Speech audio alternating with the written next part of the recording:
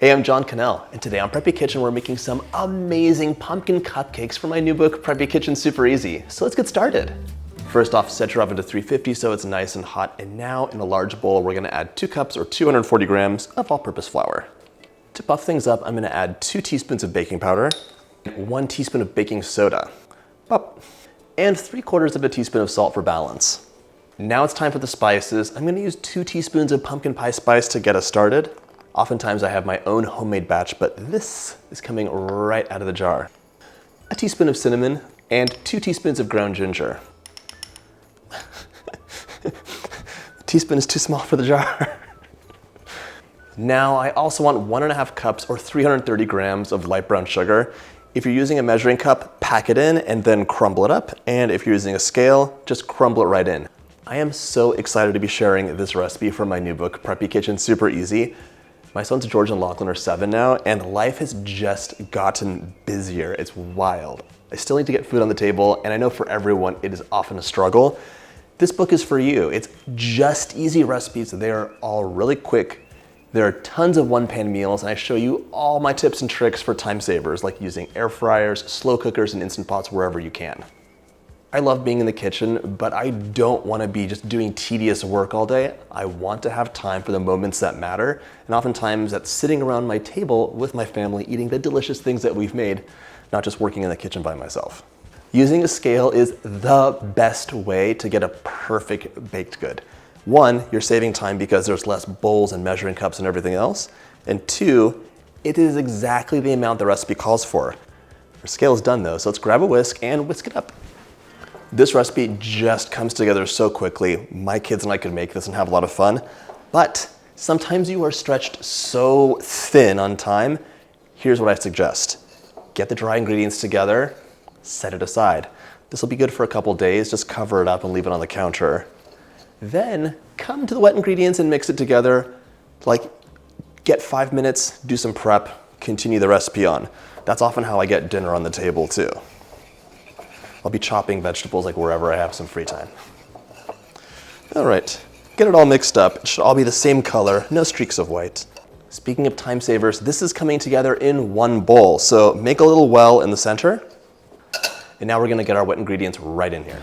The star ingredient is magical pumpkin puree. Can you make your own? Yes. Have I? Yes. Is it easier to use this from a can? Yes, it is. So this is not sponsored by like using Libby's. It's just a really great texture, color, and taste. They should sponsor me though. All right, 1 whole 15-ounce can goes right in. Just like using applesauce, banana, zucchini, this is a magical ingredient that gives you really, really soft baked goods. And like one of my favorite cookies is a pumpkin chocolate chip cookie. I'm pretty sure that's a video on the channel. If you don't live in the US though, I am sorry, you'll be going to the specialty US section of a special market someplace to find this because it is really an American thing. It's not around most countries. Now we're gonna measure out 1 cup or 240 mils of veggie oil. You could use any neutral oil that you like. And by the way, if you like my videos, go ahead and hit that subscribe button. There's 2 new videos every single day.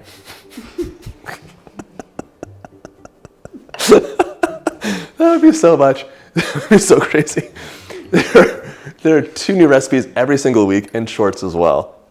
All right, 1 cup of veggie oil, 240 mils. I also want 4 large eggs.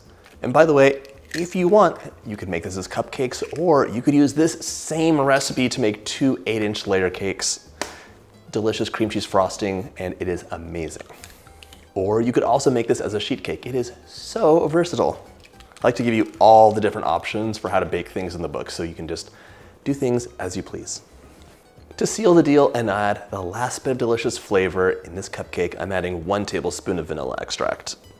Now for the fun part, we're gonna mix this together, work at the surface, and get the wet ingredients mixed together first, and then incorporate the dry. And I'm gonna mix this until it is almost combined, and then use a spatula to finish it off. Definitely have some streaks left, lots of flour on the bottom, so grab your spatula and just fold it together. Over mixing your batter is something that is a very common error at home. You don't want to activate the proteins or gluten in your flour by over mixing, so just fold it together until the flour disappears. And that way it'll have a melt in your mouth consistency. If you overmix, it becomes gummy, like dense, even tastes different. It's very horrible. This looks nice. Today I'm making this as cupcakes. I'm lining 2 pans with my cupcake papers. If you wanted to, it could be 2 8-inch layers or 1 9 by 13-inch sheet cake. So either way it's gonna work. Just grease the pans and I would add a liner at the bottom if you're doing that. Pop those liners in. We're gonna fill these about 3/4 of the way full. If some are slightly overfilled, that's okay. You'll just have a couple less cupcakes and the other ones will be extra big. I'm using a 1/4 cup triggered scoop just to get this in really neatly, as I am quite messy. If you're having your kids help you make this and they're doing this part, just accept that it'll be a little bit messy and be ready to clean it up. Manage your expectations. And that includes of yourself as well. I'm often quite drippy. Today's a good day though. Right, everybody? If you're like me and you never get the correct amount of cupcakes, just remove the extra papers and we're gonna fill halfway up with water. This is my tip because if you don't do that, when you have like a mostly empty cupcake tin, it just gets too hot and the cupcakes that are there will burn. The water here will cool it down and they'll all bake nice and evenly. Okay.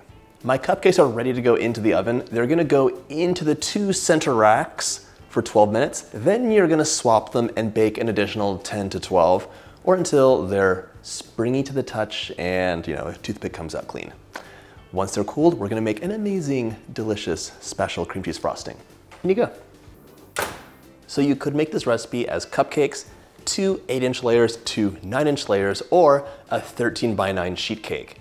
If it's the 8-inch layers, bake for 40 minutes, the 9-inch layers, 35, and the sheet cake about 30. For each one, just test for doneness in the center with a skewer. My cupcakes are out of the oven and almost cooled, so now we're gonna make this frosting. And let me tell you, if you ever wanna make anything more delicious, even if you hate pumpkin, but you're watching this video for some reason, make this cream cheese frosting. I had a version of it in book 1 with my chocolate carrot cake, which was so good, by the way. There's a video for that. You can tap up here for it. But this is gonna be a normal cream cheese frosting with 1 extra ingredient, and that is orange zest. It doesn't even make sense how this is so good, but the orange with the cream cheese frosting, it is just one of the best things ever. All right, onto the recipe. Into the bowl of your stand mixer, fitted with a paddle attachment or a hand mixer in a big bowl. I want 10 tablespoons of butter. That's 1 1/4 sticks or 141 grams. I'm gonna mix this on medium for about a minute just to make sure it's nice and creamy. I also want 8 ounces of cream cheese for this. Make sure your cream cheese is nice and softened. So leave it on the countertop for a few hours, or if you're in a hurry, take it out of the foil wrapper and microwave it on 50% power in 10-second bursts until it's nice and soft. My butter is nicely creamed, so now we're gonna add our softened cream cheese in. Very elegant. A big pinch of salt will give us some nice balance. Remember, you need to add salt to sweet things. 2 teaspoons of vanilla for some flavor. And now that magical orange zest. Grate 1 large orange or 2 small oranges. You're only taking the surface of the skin off. And by the way, this is one of my favorite kitchen tools. A rasp or a microplane is so handy for lemon zest, orange zest, or for finely grated cheese. Tap that in. Now we're gonna beat this on medium speed for about 2 minutes, and I will scrape the bowl down at least once. Let it mix away, because as it's mixing, you're not just combining the cream cheese and vanilla and everything else, you're agitating that orange zest and abrading it, and that'll release the orange oils and give you a more flavorful frosting. The only downside with cream cheese frosting is, well, there's 2 things. 1, it needs to be refrigerated, so if you're not enjoying them right away, which these will all disappear very quickly if you put them out, you have to refrigerate because there's so much dairy in there.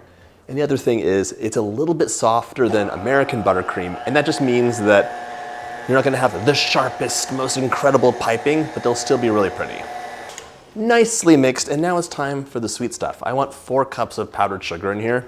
You could add 3 1/2 cups, you could add 4 1/2 cups, and it'll be fine. It's really to taste.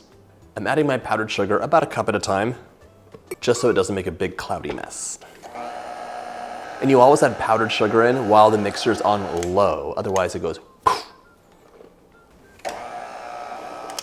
3, if you have a copy of the book, by the way, and there's a recipe you want me to make a video of, let me know in the comments. I have so many favorites, it's very hard to choose, so I'd actually like some feedback on this. And if you don't have a copy of the book, grab one. It is just delicious recipes, and of course, as usual, everything's also in metric, so everyone can make it. And cup number 4. Mix this until it's just incorporated, it only takes a few seconds. Then we're gonna stop it, scrape the bowl down one final time, the final scrape of the recipe, because the bottom always has some just buttery nonsense, or a heap of powdered sugar that's hiding. Now we're gonna beat on medium for about 1 minute until it is light and fluffy. In the meantime, grab a piping bag and your favorite piping tip, or a triggered ice cream scoop, or a spoon, whatever you're gonna use to get this frosting on your cupcakes. This looks silky and beautiful. It's like a wonderful cloud dotted with little bits of orange. Once your cupcakes are cooled, you can pipe your frosting on kind of however you'd like. I like having a big mountain of it, like that. But if you want a smaller version of this, you just make like a little kind of cupcake rose. So start in the center, work your way out to the edge, and you have something pretty just like that. Once they're iced, your cupcakes are ready to enjoy as a beautiful cupcake sandwich. The pumpkin with all those spices and the orange zest in that luscious cream cheese frosting is a magical combination. I hope you get a chance to make this delicious recipe from my book, Preppy Kitchen Super Easy. Grab a copy for that recipe, and if you like this video, check out my book playlist.